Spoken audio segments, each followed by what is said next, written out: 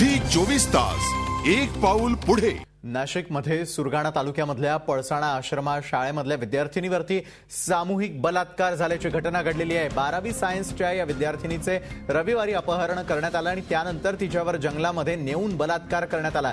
घटनेनंतर आत्महत्या करण्यास गेलेल्या या पीडित मुलीला या नराधमांनी हॉस्टेलजवळ आणून सोडून दिलं। मात्र हॉस्टेलच्या मुख्याध्यापिकेनं या पीडित मुलीला आत येण्यास मज्जाव केला।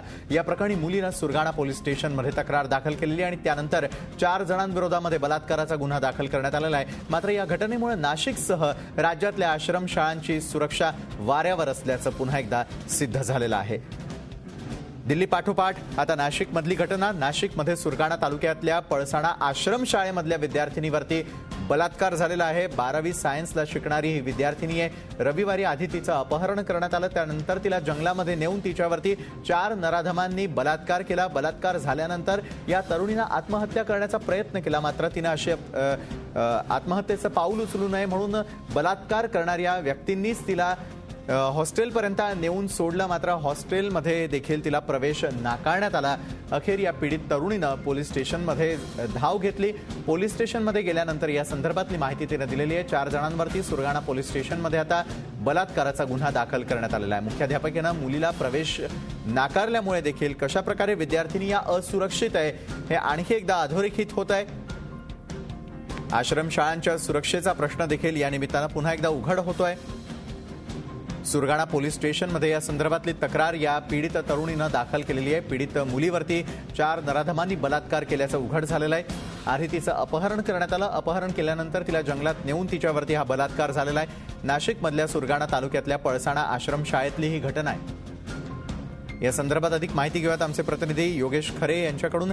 योगेश, दिवसेंदिवस बलात्काराच्या अपहरणांच्या घटनांमध्ये वाढ होतीये, महिला सुरक्षित नाहीयेत आणि आता हा नवीन प्रकार समोर येतोय। आश्रमशाळेतल्या विद्यार्थिनीवरती सामूहिक बलात्कार झालेला आहे, काय अधिक माहिती आहे? विशाल, नाशिक जिल्ह्यातल्या आश्रमशाळांची परिस्थिती विदारक आहे। या ठिकाणी नेहमी बलात्कार होत असतात आणि याविषयीची आपण भूमिका नेहमीच मांडलेली। महिला अधीक्षक या ठिकाणी नसल्यामुळे असे प्रकार घडत आहेत। आज पुन्हा असाच एक प्रकार या ठिकाणी उघडकीस आलेला आहे। रविवारी दुपारी पळसण आश्रमशाळेतल्या कनिष्ठ महाविद्यालयात शिकणाऱ्या एका 12वीतल्या मुलीवर हा सामूहिक बलात्कार झालेला आहे।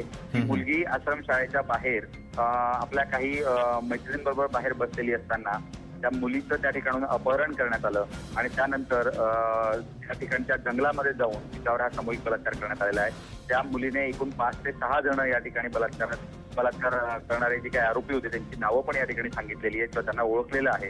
मात्र सुरगाणा पोलीस स्टेशनमध्ये आता याविषयीची फिर्याद जी आहे ती दाखल करण्यात येते।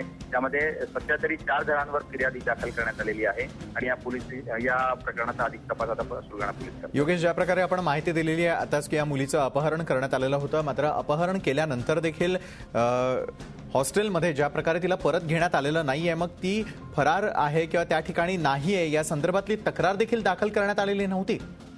अजून खरं म्हणजे त्या मुलीला ज्यावेळेस हा प्रकार घडला त्यानंतर तिला या आरोपींनी आत्महत्या करू नये म्हणून तिला हॉस्टेलवर सोडलं आणि ज्यावेळेस हॉस्टेलवर तिने ही सगळी कथा सांगितली त्यावेळेस अक्षरशः या आश्रमशाळेतल्या लोकांनी तिला हाकलून लावलं आणि ती शाळेत नसल्याचं असं दाखवत सगळा हा प्रकार मॅनेज करण्याचा प्रयत्न केला।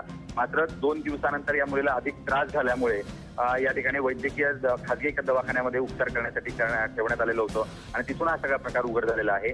आता तिचे आई वडील आणि मुलगी हे तिघही पोलीस स्टेशनमध्ये रितसर तशी फिर्याद या ठिकाणी नोंदवत आहेत आणि पुढील तपास जो आहे तो पोलीस करतायत। पण एकूण यामध्ये कोणी काही मोठ्या व्यक्तीही या भागातल्या होत्या असं म्हटलं जात आहे। झी 24 तास एक पाऊल पुढे।